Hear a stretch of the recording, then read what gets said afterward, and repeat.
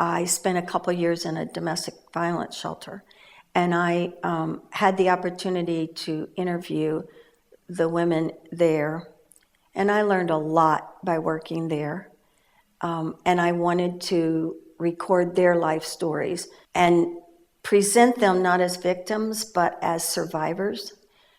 And so I was able to do that in the shelter. But my segue to that from reciprocal ethnography is that I really wasn't able to use reciprocal ethnography with them because, first of all, they were totally traumatized.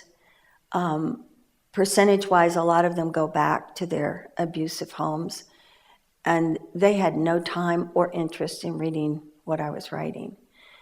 So here I am wanting everyone to do this reciprocal ethnography, and yet there are times when it really doesn't work. I did find a group of experts in domestic violence who are on a committee in this town. On this committee were actually some former domestic violence survivors too, who had created new lives for themselves. So I did ask them to read the chapters of the book that I wrote, and they did, and they gave me great feedback, but it wasn't the women that I had actually interviewed.